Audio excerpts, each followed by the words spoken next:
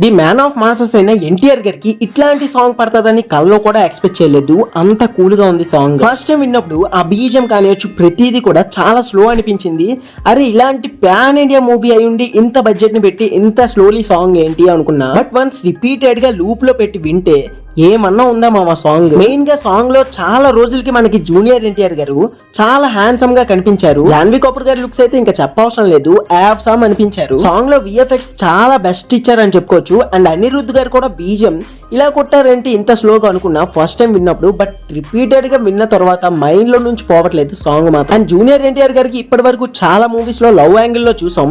But ఇలాంటి romantic angle లో for the first time చూస్తున్నామని క్లియర్ గా అర్థమవుతుంది. ఫస్ట్ సాంగ్ లో అంత క్రూరంగా ఊరమాస్ ఎలివేషన్స్ ఇచ్చిన ఎన్టీఆర్ గారికి నెక్స్ట్ సాంగ్ కి క్లీన్ అండ్ రొమాంటిక్ గా చూపించే ప్రయత్నం చేశారంటే కొరటాల శివ గారు నార్మల్ గా కాదు ఏదో గట్టి ప్లానింగ్ గా చేశారని క్లియర్ గా అర్థమవుతుంది. సాంగ్ కోసం ఏమని ఎంతని మాట్లాడాలో అర్థం కావట్లేదు.